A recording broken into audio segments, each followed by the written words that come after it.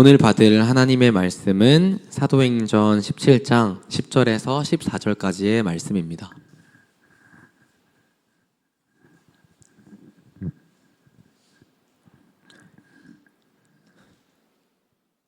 사도행전 17장 10절에서 14절까지의 말씀.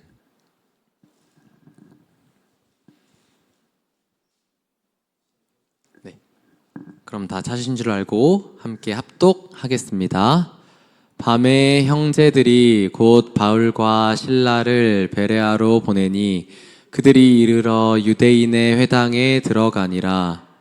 베레아에 있는 사람들은 데살로니가에 있는 사람들보다 더 너그러워서 간절한 마음으로 말씀을 받고 이것이 그러한가 하여 날마다 성경을 상고함으로 그 중에 믿는 사람이 많고 또 헬라의 귀부인과 남자가 적지 아니하나 데살로니가에 있는 유대인들은 바울이 하나님의 말씀을 베레아에서도 전하는 줄을 알고 거기도 가서 무리를 움직여 소동하게 하거늘 형제들이 곧 바울을 내보내어 바다까지 가게 하되 실라와 디모데는 아직 거기 머물더라. 아멘. 목사님 말씀 전해주시겠습니다.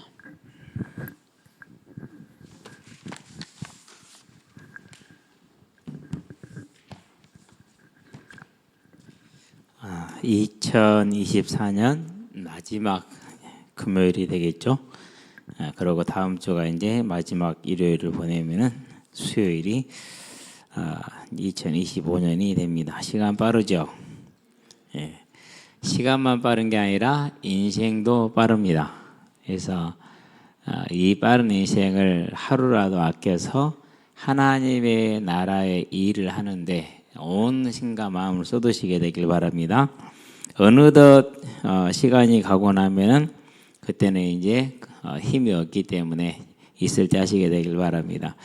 오늘 또 이제 교회에 있는데 현장 가기 전에 한 2시 반이나 됐어요.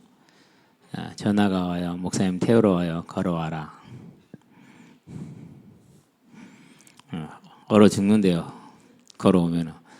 오늘은 날씨가 따뜻하기 때문에 안 얼어 죽는다. 빨리 와라. 오려면은 안 된대. 목사님 전도해야죠.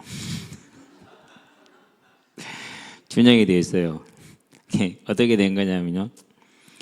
토요일 이제 성탄절 당일날 이제 6학년 애들이 교회로 온다고 먼저 자전거로 출발을 했어요. 출발했는데 그 중에 한 녀석을 엄마가 이제 집에 빨리 들어와라. 그래서 집으로 끌려갔어요. 그러면 끌려가니까 다 따라간 거예요. 다 집으로 간 거예요. 이제. 그러고 이제 박한이 이제 와서 공을 차다가 그날 또 이제 강영주 감독님 오셔서 코치랑 같이 와서 얘들 차는 걸 봤거든요. 그러면서 깜짝 놀래요. 한이 플레이하는 거 처음 봤거든요. 광양중학교 축구부를 들어갔어요. 거기 와가지고는 이렇게 제대로 하지를 않는데 여기서 하는 거 보니까 뭐 공 좀 찬다는 형아들도 쉽게 제끼고 다닌단 말이에요. 한이가 저래요. 원래 저래요. 오늘은 평소 모습 다 안 나온 거예요. 진짜 잘한대요. 프로도 그냥 가겠대요. 프로만 가면 안 되죠. 이제 세계 최고 리그를 가야죠. 그러고 이제 친구들이 놀자고 기다리고 있어서 갔어. 기도했어요. 조용히. 어떻게 기도했냐. 하나님, 아이들이 예배 드릴 수 있도록 마음으로 움직여 주시옵소서 기도했거든요. 그러고 이제 저녁을 먹는데 전화가 온 거예요. 이제 목사님 교회 갈게요. 그래서 이제 김태현 집사님 가서 태우고 왔죠. 개 중에 온 녀석이 준영이라는 애가 하나 있었어요. 처음 본 아이예요. 근데 오늘 이제 그 아이가 온다라는 거예요. 그건 상관없고 그건 뭐 지가 믿든지 말든지 그냥 걸어와. 안 된대요. 목사님 이런 날 걸어가면 얼어 죽는데요. 저 축구부도 갔잖아요. 빨리 태우러 와요. 지가 축구부 간 게 벼슬이야.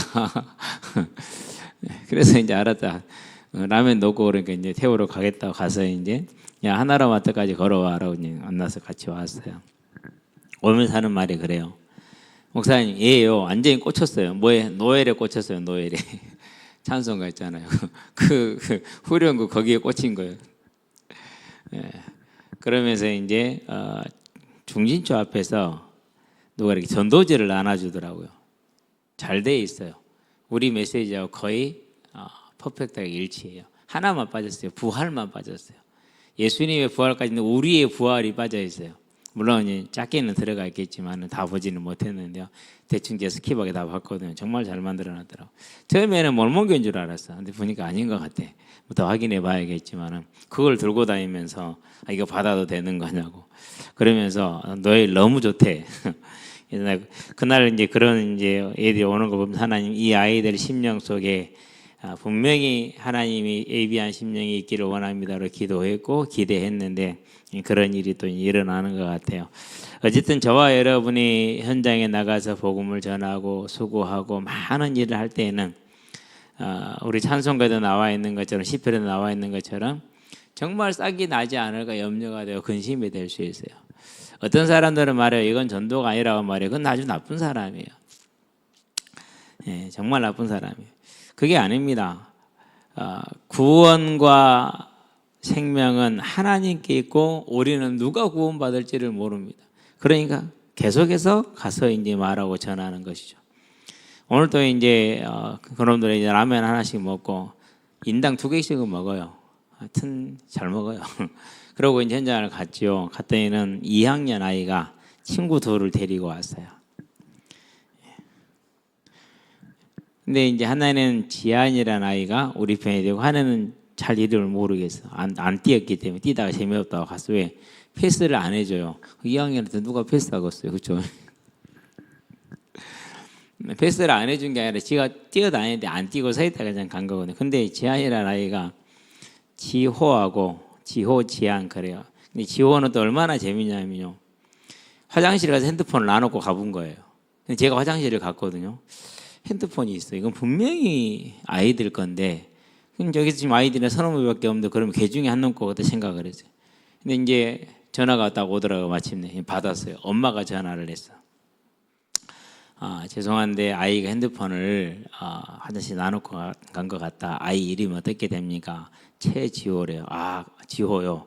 저기 놀고 있으니까 제가 갖다 줄게요. 라고 이제 갖다 줬거든요. 그만큼 녀석이 이렇게 좀 뭐라고 할까 활발짝이에요. 근데 이 녀석들은 와서 공을 차는데 얼마나 열심히 차는지 몰라. 오늘 경환이 닦였죠. 지금 쓰러져 자고 있잖아요. 창피해서 고개도 못 들어 지금. 한 번 닦인 게 아니야. 공 가지고 올 때마다 지한이 지호한테 닦였어. 계속 닦였어. 가만히 보니까 지한이는요 정말 예쁘장하게 생겼어요. 여자애보다 예뻐요. 얼굴이. 남자애인데. 근데 공을 차면은 완전 쌈딱이야. 공 상관없어. 대가리 대가리는 아니지. 머리 집어넣고 그냥 밀고 그냥 거의 격투기 아주 그냥. 그래가지고 경환이가 많이 컸어. 애들이 이렇게 들고 와도 이제 닦여주는 거 보면 좀 컸구나 얘가 그런 생각이 들더라고.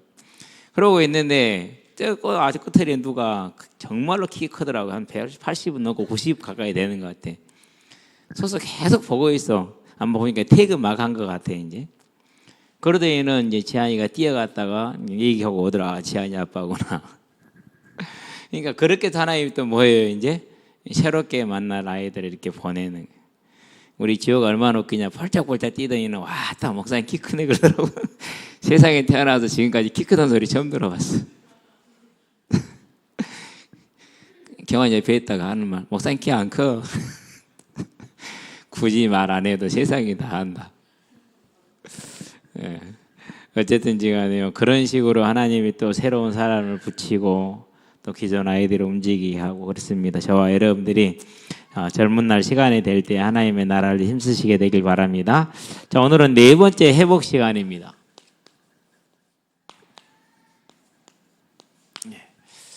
우리는 언제나 기억을 해야 됩니다. 뭘 기억해야 됩니까? 하나님은 저와 여러분을 어떻게 만드셨습니까? 하나님의 형상으로 만들었습니다. 하나님의 성품을 담게 한 겁니다. 그러니까 항상 얘기하죠. 영이신 하나님은 모양이 없잖아요. 그런데 형상이라는 게 눈에 보이는 모양을 썼어요. 단어를. 그건 이걸 표현해 주는 겁니다. 그래서 이제 닮음이라는 그런 것을 창세기 1장 26절에 번역으로 썼습니다. 그러면 하나님의 성품은 뭡니까? 사랑입니다. 저와 여러분은 이 하나님의 성품이 회복된 줄로 믿습니다. 그러면서 그 사랑은 언제나 저와 여러분의 삶에 아름다움을 줍니다. 아름다움은 거룩입니다. 그러면서 하나님이 저 사람들 뭘 줍니까? 이제 용서를 주십니다. 그리고 공의를 주십니다. 예, 이겁니다. 그러니까. 그래서 하나님은 살아계시기 때문에 우리는 이 하나님을 바라보면서 이 성품으로 살 수 있게 만들었어요. 어떻게요? 그것이 창세기 2장 7절이에요. 뭘 주셨습니까? 저 사람들에게 성령을 주셨어요. 그래서 성령이 내 안에 거하시는 걸 내주라고 그럽니다. 이렇게 성령이 거하는 사람을 산 자다 그렇게 얘기를 합니다. 살아있는 자입니다.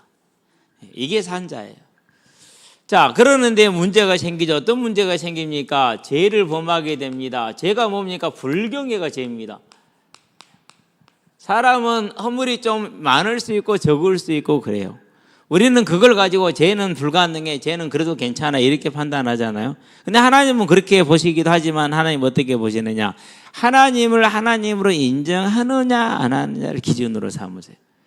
그래서 하나님이 인정하는 게 뭡니까? 그게 선악과입니다. 왜요? 창조주만이 재판관이고 심판관입니다. 우리는 아닙니다.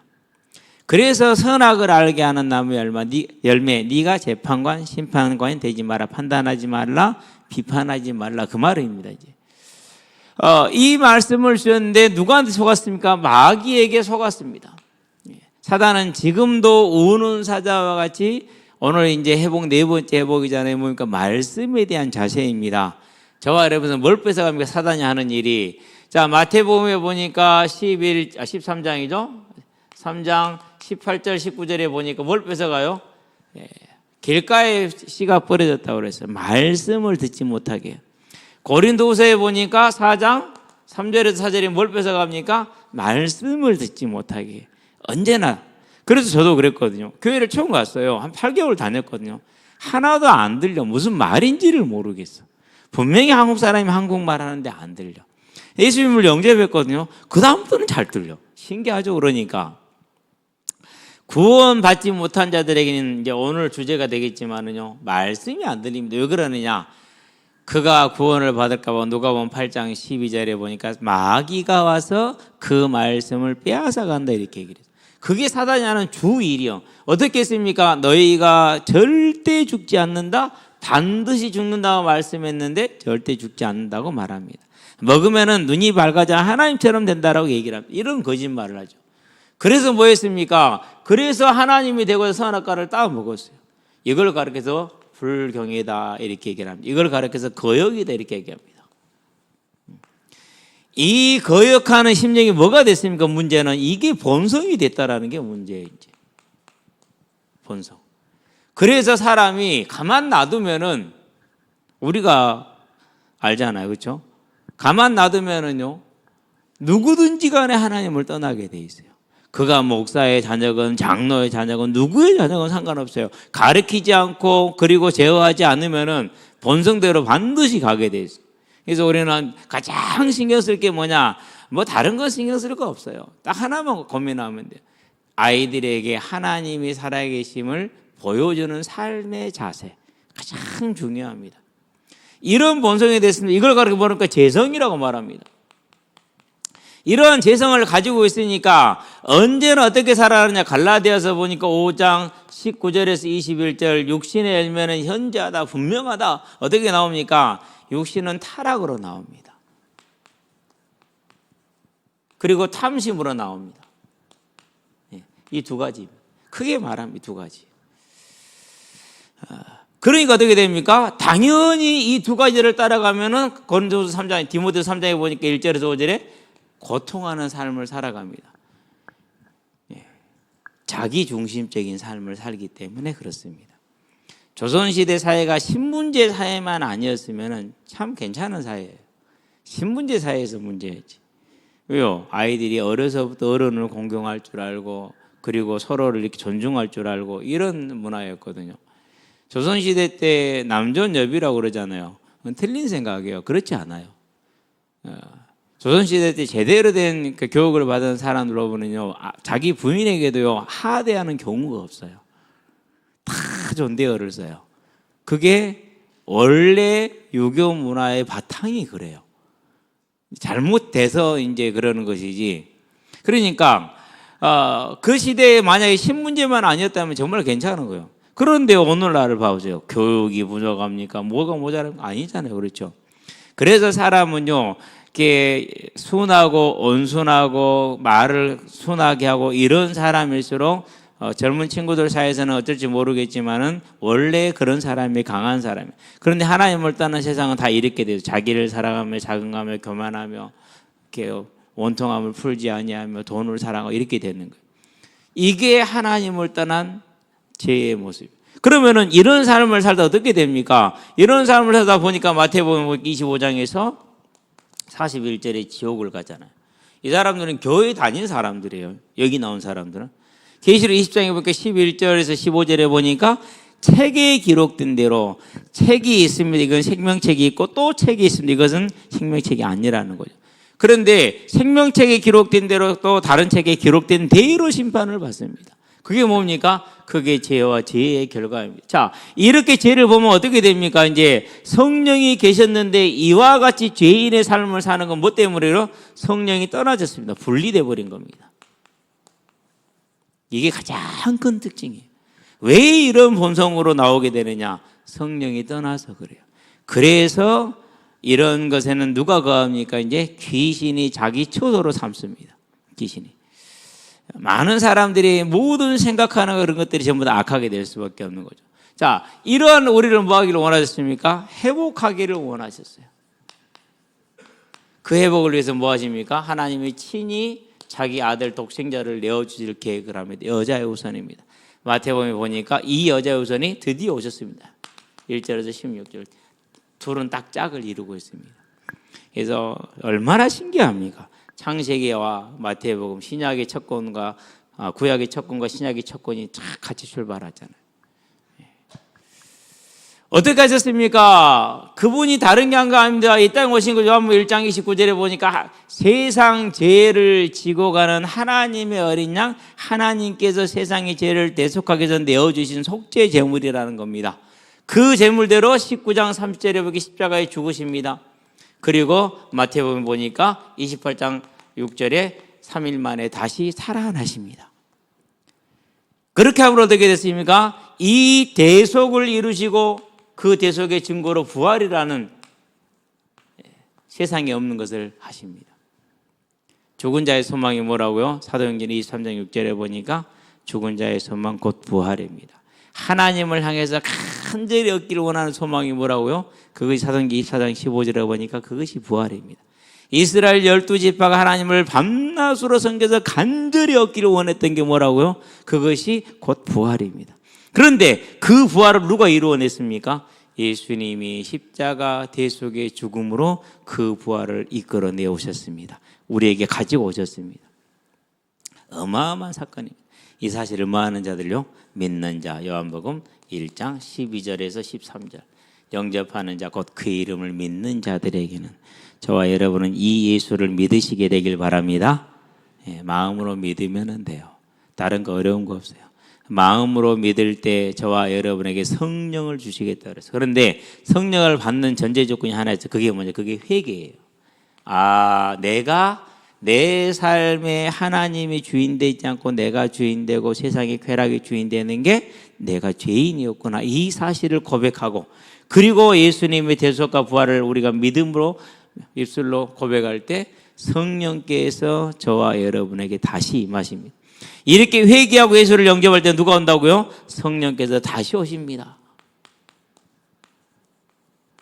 원래 모습이 회복된 겁니다. 이게 생명입니다. 그래서 이런 자를 뭐라고 그럽니까? 이것을 산자다 이렇게 말합니다. 죽은 자가 다시 살아났습니다. 그래서 에베소 2장 1절에서 말합니다. 죄와 허물로 죽었던 너희를 살리셨다 이렇게 얘기를 합니다.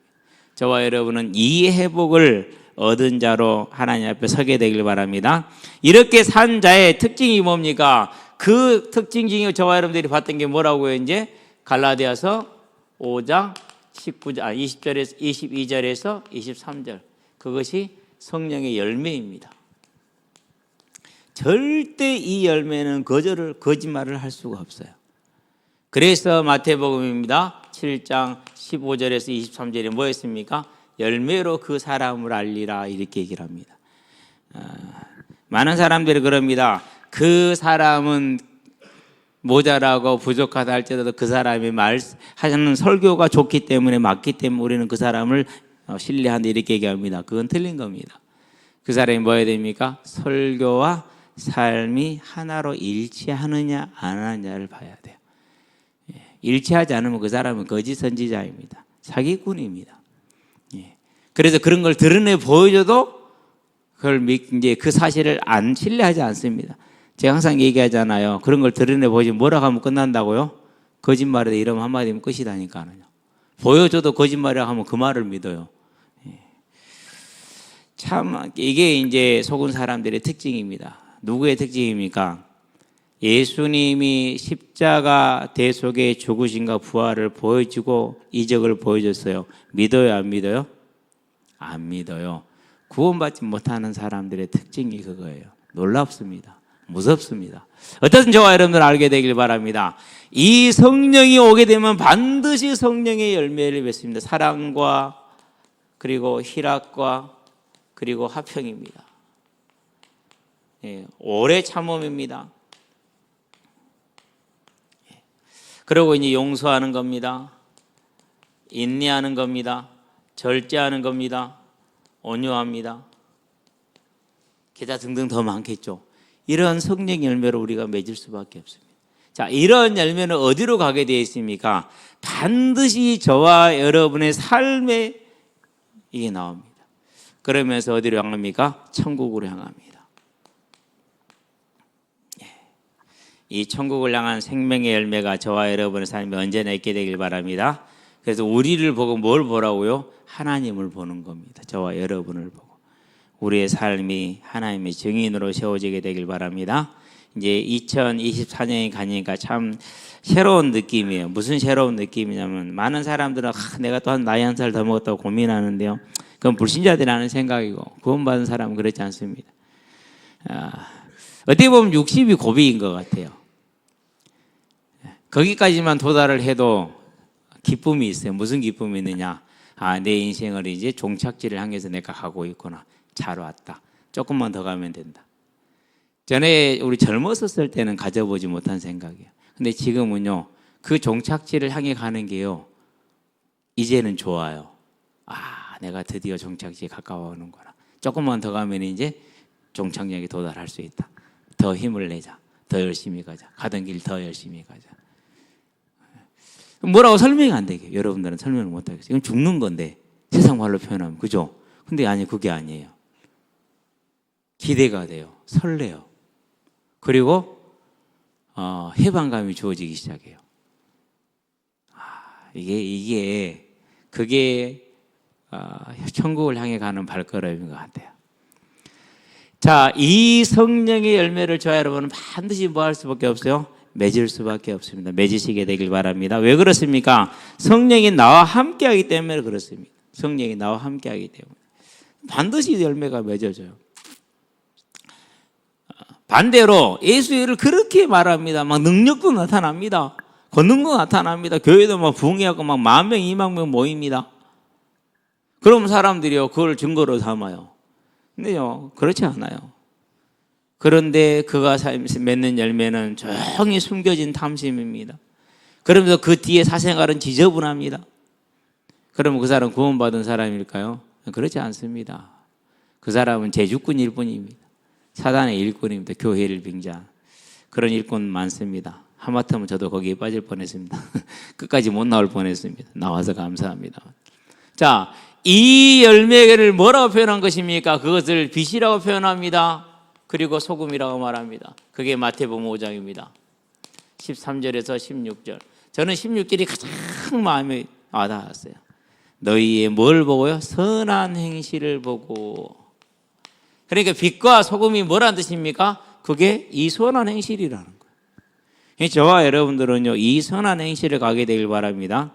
오리를 가자 하면 십리를 가고. 그래서 항상 저는 그 말이 마음에 걸려요. 엊그저께도 누가 톡이 왔어요. 뭐 오픈 채팅방에 어떻게 알아가지고 왔는데 아이랑 함께 사는 엄마, 애기 엄마래. 그러면서 교회에서 좀 작은 만화 도움을 줄 수 없니? 저는 그런 거 들으면 성질 나요. 왜 성질이 나느냐? 예수 이름을 가지고 이용해 먹는 것 같아서 되게 성질이 나요. 첫 번째, 저는 그런 말 들으면 절대 동정을 안 해요. 왜 안 하느냐? 국가에서 다 하거든요. 애기 엄마 혼자 아이 키운다? 국가에서 키우게 다 도와줘요. 요즘은 그렇게 됐어요. 두 번째, 당신이 교회에 속한 교회가 당신을 도울 것은 분명해요. 근데 그걸 넘어서서 여기저기다가 알지도 못하고 자기 소개도 하지 않고 얼굴도 보여주지 않고 상황도 말해주지 않고 증거를 할 수 없잖아요. 그렇게 얘기하는 것은요, 사람을 시험에 들게 한다니까요. 그건 나쁜 거예요, 아주. 아주 나쁜 거예요. 제가요, 저는 재정에 관여하지 않습니다. 물론 말은 할 수 있지만 내가 누군지도 모르고 어딘지도 모르고 상황도 모르는데 어떻게 얘기를 합니까? 자세한 상황을 얘기를 증명을 좀 해달라 그러면은 내가 얘기를 해줄 수는 있다. 근데 그런 건 하지 않아요. 그래서 제가 그냥 채팅방 나와버렸어요. 근데 마음이 찜찜해요. 그런 경우를 만나게 되면. 어쨌든지 간에 이제 이거 볼 때 항상 그런 마음이 이제 걸리는 거죠. 오리를 가자면 심리를 가래요. 이게 쉬운 일입니까? 진짜 어렵다니까요. 이놈 새끼들 라면 사러 가라면 꼭 뭐합니까? 까르보나. 네가 사 먹어 새끼야. 까르보나 불닭 하나에 1,400원짜리. 1,400원인가요? 네. 그 마트에서 1,400원이요. 편의점 가면 더 비쌀게요.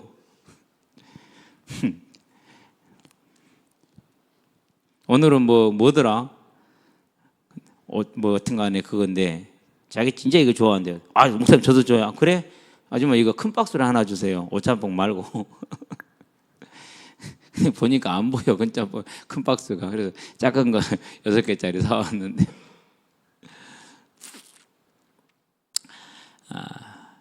가능하면은 선하게 살려고 애를 쓰죠.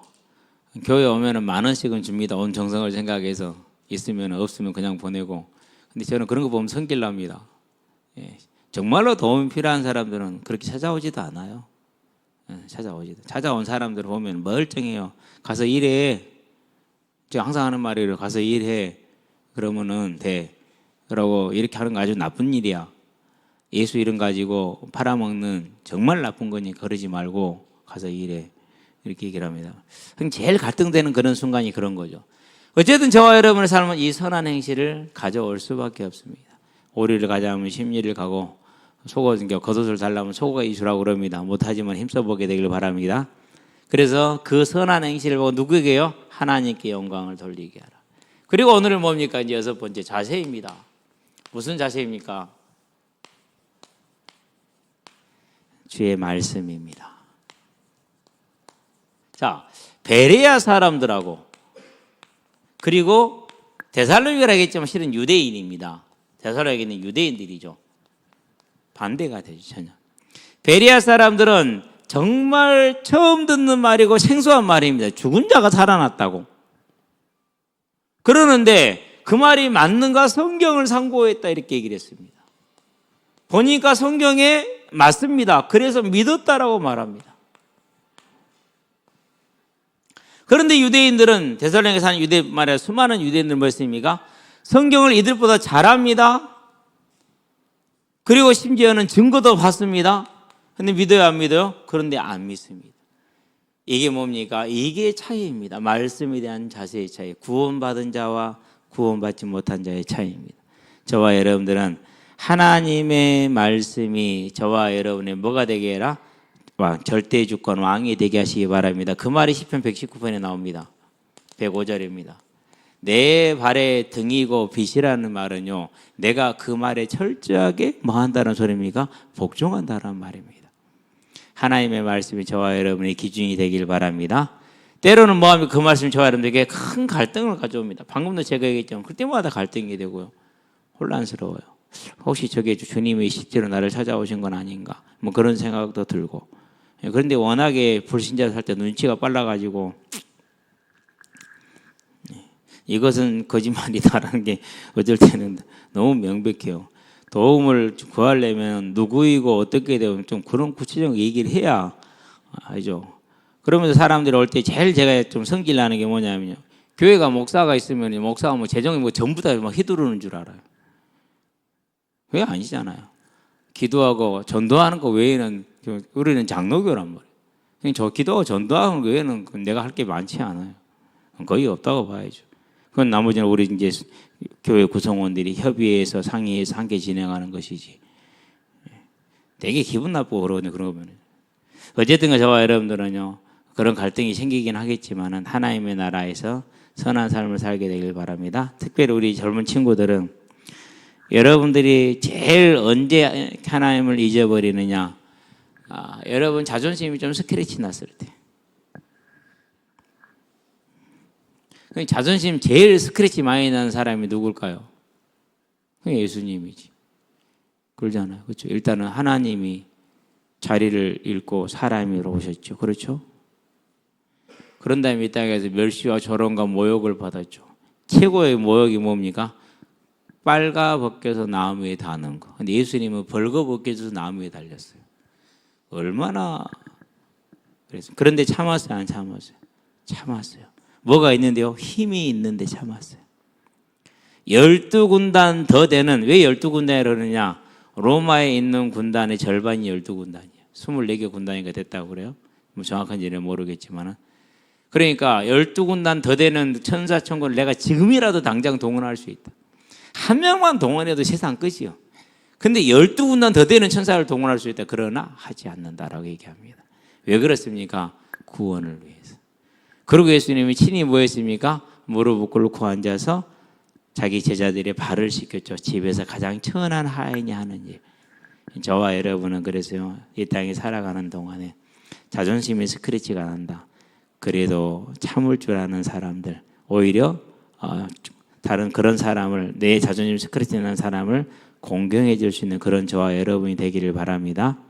그렇게 될 때 그 자는 반드시 세상을 얻는 하나님의 은혜 가운데 들어갈 줄로 믿습니다. 기도합시다.